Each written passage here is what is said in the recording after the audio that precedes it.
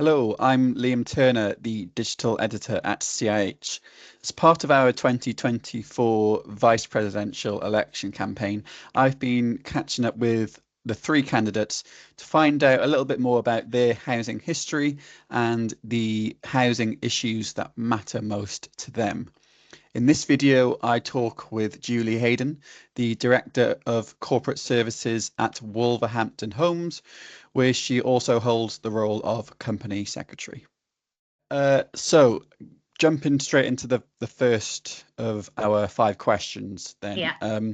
The our vice presidential election campaign coincides with the wider general election campaign. Yeah. So if you were Prime Minister, what's the first thing you would do to fix the housing crisis?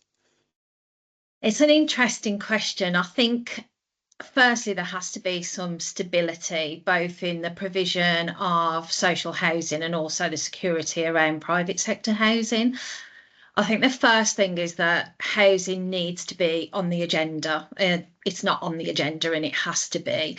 And although social housing has kind of received some mention in the manifestos, it's not a hot topic for government. But if you look at around 17% of the population, so that's a fifth of England, who rent from local authorities and housing associations, it's a worry every day for those people. I think there also needs to be stronger recognition that there's an important relationship between housing supply, social security, and the welfare settlement. And I think consideration in terms of kind of planning reform would be important for me as well. Yeah. One of the other things that I would look to do is appoint a housing minister on the top table. And not only one that is passionate about housing, but one who can understand and feel, I guess, some of the lived experiences of our customers. So when we talk to our customers, they've said to us that the economic crisis isn't new for them. They've always been in crisis. So this has been going on for a long time. And that's just awful. You know, we have people saying to us that they're trying to live on less than £10,000 a year. I think the second thing for me would be to stop the right to buy. We know Wales and Scotland have done so. But I guess for me, it's like, why would you want to sell houses when there is an acute shortage? I think locally for Wolverhampton, we see around 20,000 customers bidding on just a few hundred properties, and that's just not right. We need more houses. Thirdly, I think housing needs to be part of a universal service such as health and social care is, and that isn't at present. It's just not viewed in the same way. But it really is the linchpin for supporting people for good health, good social well-being, for education and employment. So social housing really is about providing good quality and safe homes where people can enjoy and prosper, but it needs a more joined up approach, I believe, across health, social housing and social care. Housing itself kind of needs to be a part of the solution, if you like, into issues of care and well-being. Yeah.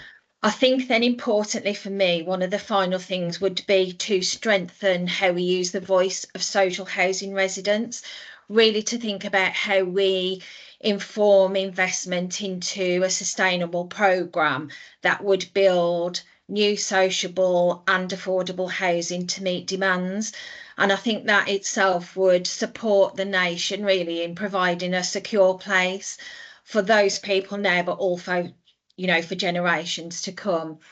I think looking at a range of options to help those people that are looking to move on the housing ladder is also important.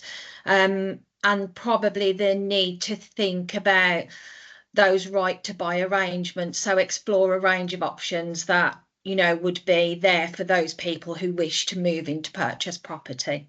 Yeah. So plenty of different areas and issues covered there, but what do you see as the most significant challenge facing the housing sector right now? This is, I think when you think about the kind of significant challenges that face the housing sector right now, very much so the cost of living crisis cannot go underestimated. As I mentioned earlier, we're aware of customers in social housing that are living on less than £10,000 a year. I think certainly some of the challenges around the shortage of social housing and facing the challenge of providing adequate housing while balancing some of those issues around environmental sustainability, the challenges with statutory planning requirements. They're huge challenges at the moment for local authorities, along with meeting decarb targets, where in some cases, some social housing properties are kind of over 100 years old. And that in itself brings to the fore the affordability and the disinvestment options to ensure that social housing residents live in homes that meet the requirements. I think as we kind of step into 2024, we've seen also that local governments are at a critical juncture and they're facing huge challenges. So we're always looking at new ways of working, of embracing technology, of understanding customers, what they need and what they want. I think also one of the challenges is around the kind of huge hike in rental costs for those people that are in private rented arrangements as well. So I think looking to set a kind of a longer term rent policy that would address some of those issues around different rents, social rent, affordable, private, and kind of look at almost a kind of a rent convergence. That was fit for purpose some years ago, but probably not so fit for purpose now and in the current climate. Yeah. Okay. Yeah. And moving on to some more personal questions, I guess. So, what would you say has been the proudest moment of your housing career so far? Proudest moment of my housing career, I think, is a really hard question. There have been so many, and I guess everybody would say this. I think for me, I am so proud, and I say this often, to work for an organisation such as Wolverhampton Homes. I'm not only kind of helping to drive change, but along with colleagues and customers, I'm part of that change that's helping to put social housing back on the map. So I think whilst there have been lots of areas that I can feel really proud about, I couldn't do that in isolation. And I've Yeah. got a fantastic team around me in Wolverhampton Homes. I've also got some fantastic colleagues and some brilliant customers that are helping us to think about what services can look like for the future. So I think that in itself is kind of proudest in Yeah. terms of my housing career. Yeah, sure, yeah. And who would you say is your housing hero and why? And you may have more than one housing hero, I'm not sure, Yeah. but Um, I think in terms of housing heroes, we've seen some really kind of positive messages from people when you look at the shelter campaign and kind of who has kind of grown up, if you like, in social housing and what that's looked yeah, like for them. I think someone that I feel is a bit of a hero for me, I guess, and someone that embodies some of the values of innovation, of resident empowerment, and community development in the sector is Terry Alafat, who was previous chief hmm exec at the CIH. I think when you look at her career, she has always advocated for policies that have prioritised affordable housing, that have prioritised tenants' rights and also community development. And those things are really kind of embedded into regulation and consumer standards now. But I think her kind of focus on addressing some of the broader social aspects of housing resonate with my vision, I think, of a more kind of integrated and collaborative approach to yeah, social housing. So I think kind of through championing some of those principles, I think she has helped to push the sector towards a more innovative and kind of inclusive way of working. And I think sometimes it's important to kind of disrupt some of the status hmm quo hmm and disrupt the traditional, as we can kind of continue to inspire housing professionals to not only strive for excellence, but to strive for services that better serve our customers. yeah.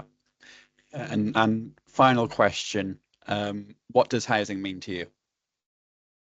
Uh, Housing means a lot to me. I think social housing really is about empowerment and engagement for me. It's about actively listening to tenants and to customers. It's about valuing their input, um, and involving people in decision making that really shapes their living environment, not just for the now, but for future generations. I think when you think about social housing, and I grew up in social housing with my parents and my sisters, I kind of recall a real sense of pride and kind of dignity about the place that we called home. I don't particularly remember many repairs. I don't remember damp and mold. Mm. And if the gardens needed cutting or the path needed sweeping, I can remember them doing that. So I think social housing was once something to be very proud of. And I think somewhere along the line, society has kind of lost some of that respect, I think, as Mhm. we've kind of moved forward. I don't think that's happened overnight. I think it's happened through kind of successive governments where there hasn't been the support for those most in need. And I think that housing need needs to be front and centre. So regain the pride a little bit, I think, and lose the stigmatism. So I think social housing is sort of much more than just providing affordable accommodation for people. It's about creating strong, vibrant communities where everyone in that community has the opportunity to thrive. It kind of represents, I think, a commitment to ensuring that each and every individual, regardless of their background or their ethnicity or their age or whatever that might be, has access to safe, secure, and a comfortable home. And I think one that sees the reduction of equality really and the fostering of inclusion. So if we can support people into a safe and secure home, this for me is a real kind of key component in helping people to get on in life and to build their lives around the community that they live in. And I think that's particularly important where there are other factors such as deprivation that we see a lot of, high unemployment, low educational attainment, and kind of other social challenges. So I think for me, housing is really a place to call home, and Mhm. certainly one that I'm proud to be a part of and call housing my home, if you like, where people can feel safe and kind of can build their lives for now and for the future. Mhm. Yeah. And yeah, as I say, that's the end of the 5 questions. But just wondered if there was anything else you'd like to leave viewers with before we finish up. Yeah, I think it's really as the role of vice president is really taking kind of all that learning, thinking about the lived experiences of people, thinking about the regulation and the consumer standards that we work to, and making sure that we deliver a really good service that gives the customers what is wanted and what is needed.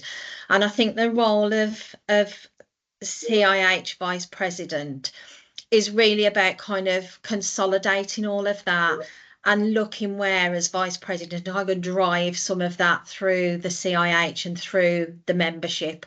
And I think that for me is one of the real positives of this role.